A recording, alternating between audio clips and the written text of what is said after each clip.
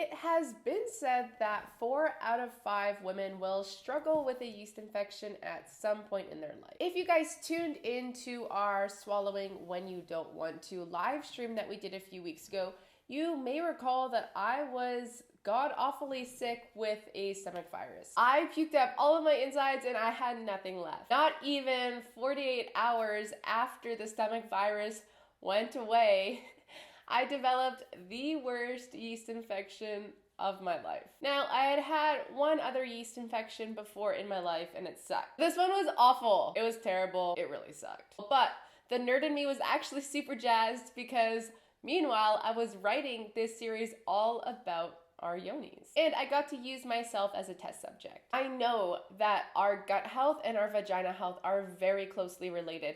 So I was not surprised that I got rocked with the worst yeast infection of my life after I had the worst stomach virus of my life. Today, I am going to be talking about yeast infections and how our vagina health may actually be a reflection of our gut health. On top of that, I'm gonna give you 5 holistic tips and tricks to help protect your vagina from any unwanted yeast overgrowth.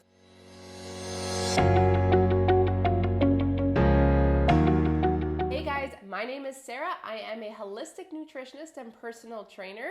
And I would like to start out this video by saying that if you have ever struggled with a yeast infection, or yeast infections are something that you struggle with often, that it is nothing to be ashamed about. Just about every female client that I have ever worked with has struggled with a yeast infection in their life or some sort of candida overgrowth. Yeast infections are also known as vaginal candidiasis because they are associated with having an unbalanced cocktail of yeast, often candida, and bacteria. Yeast infections are uncomfortable and they are embarrassing and they are a huge mood killer. That being said, here are my 5 recommendations to help support a healthy vagina flora. Number 1, add in candida fighting foods. You can do a lot nutritionally to help combat candida. Garlic is a potent antifungal, and when consumed raw, it can help support a healthy gut microbiome. Coconut oil. Coconut oil contains caprylic acid. Caprylic acid is an antiviral, an antibacterial, and an antifungal that has helped to treat yeast overgrowth. Olive oil, which contains oleic acid. Oleic acid guards our body from infection and helps to support a strong immune system. Keep in mind that we want to consume olive oil raw, and when it is heated, we lose the integrity of the oil. Grapefruit. Grapefruit seed extract is commonly used in any sort of anti-candida protocol because it is a strong antifungal. All of these foods that I mentioned are really easy to add into your everyday cooking. So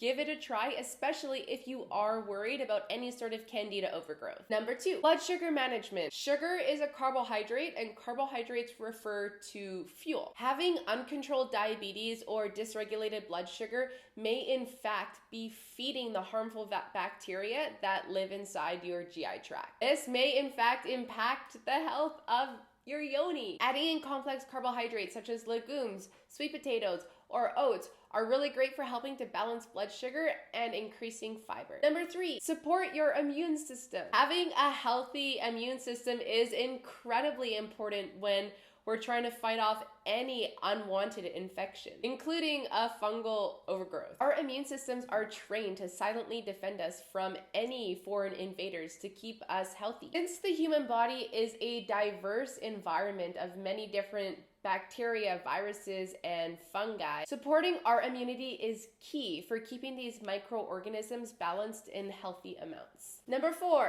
consider antibiotic and birth control use. If you tuned into our holistic birth control alternatives live stream, you may recall us saying that birth control can alter your natural gut flora, as do antibiotics. We take antibiotics when we want to kill an unwanted pathogen. Antibiotics will kill the pathogen, but it will also disrupt our healthy flora, which we need in order to prevent an unwanted overgrowth. Probiotics should always be considered when prescribed an antibiotic. Later on in this series, I'm going to be making a whole video on probiotics and your yoni, so keep your eyes peeled for that. And finally, number 5, cleaning and using feminine hygiene products on your yoni. I know this seems really basic, but it is so important. Keep your yoni clean. And by clean, I do not mean scrubbing your yoni with perfumed and scented soaps and scrubs. Actually, using scented soaps and scrubs can disrupt your yoni's natural pH levels, and this can lead to an irritation and infection. Our yonis are actually self-governing and they can clean themselves. That being said, cleaning her with some warm water is usually enough.